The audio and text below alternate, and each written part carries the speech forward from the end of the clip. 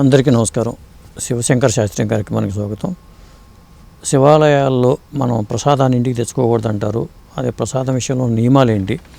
గురుగారు మరి బ్రహ్మశ్రీ ఈదర శివశంకర శాస్త్రి గారు ఉన్నారు, అడిగి తెలుసుకుందాం. నమస్కారం గురుగారు. నమస్తే అండి. గురుగారు, ఈ శివాలయాల్లో ప్రసాదాలు తీసుకోకూడదు అంటారు, దానికి ఉన్న నియమాలు ఏంటి ఒకసారి చెప్పరా?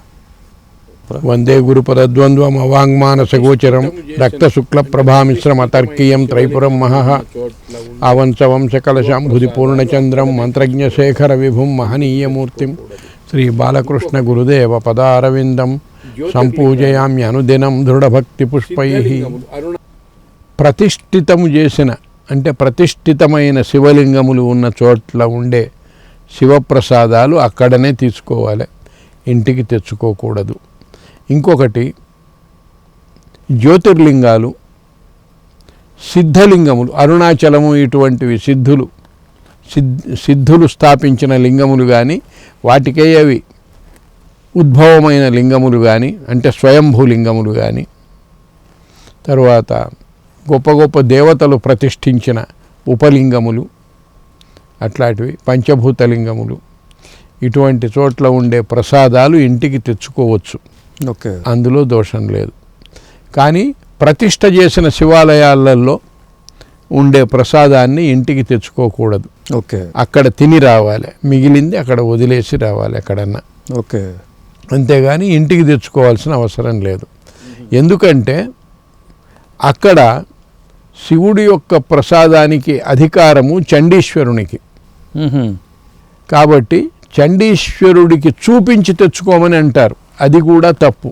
ఓకే, అసలు ఇంటికి తెచ్చుకోకూడదు, అక్కడనే వినియోగించుకోవాలి, లేకపోతే వదిలిపెట్టి రావటం. అంటే ఈశ్వరుడికి చండీశ్వరుడికి ఉన్న తేడా ఏంటి?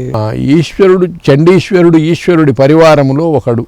ఓకే, చండీశ్వరుడు అక్కడ ఆ ప్రసాదాలకు అధిపతి ఆయన, అందువల్ల అవి ఆయనకు చెందుతాయి చండీశ్వరుడికి.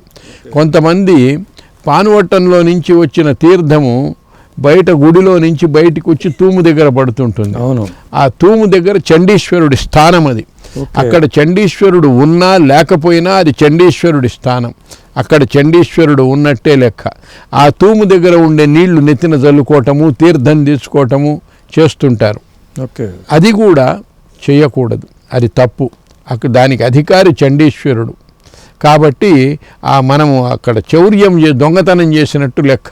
ఓకే, కాబట్టి పానువట్టం మీద నుంచి ప్రవహించే నీళ్లే ప్రసాదంగా తీర్థంగా తీసుకోవాలి. కానీ ఆ బయట నుంచి వచ్చే తూము దగ్గర తీసుకొని తాగుతుంటారు కొంతమంది, నెత్తిన చల్లుకుంటుంటారు, అది తప్పు, అక్కడ చేయకూడదు ఆ పని.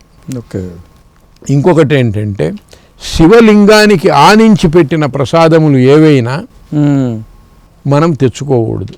ఓకే, నైవేద్యంగా. ఎందుకని? అది శివుడికి చెందుతుంది పూర్తిగా. ఓకే, శివలింగానికి ఎదురుగా శివలింగము తాకకుండా పెట్టిన ప్రసాదాలు బయట వినియోగం చేసుకోవచ్చు.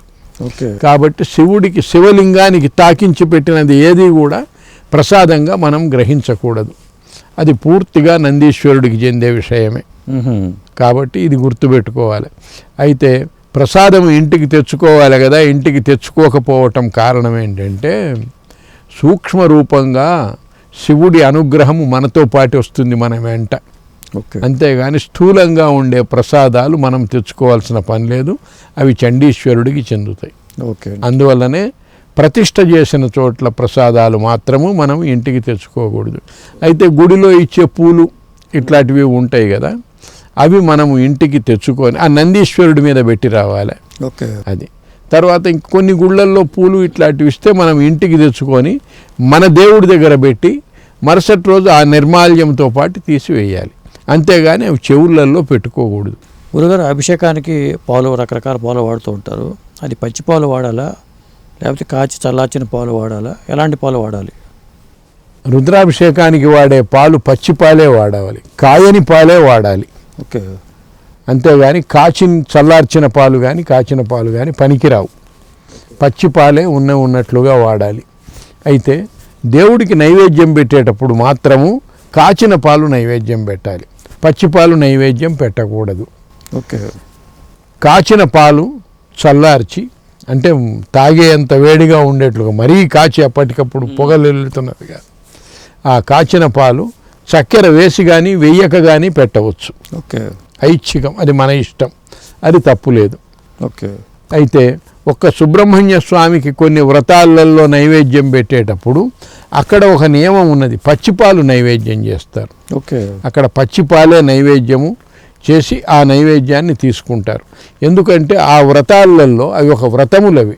ఆ వ్రతాలలో ఆ రోజు కాచిన వస్తువులు ఏవి తినకూడదు, వేడి చేసిన పదార్థం ఏవి తినకూడదు, చల్లటి పదార్థాలే తినాలి. కాబట్టి ఆ రోజు మాత్రము ఆ వ్రతాలప్పుడు మాత్రము సుబ్రహ్మణ్య స్వామికి అది ఓకే పచ్చిపాలు నైవేద్యం చేయవచ్చు.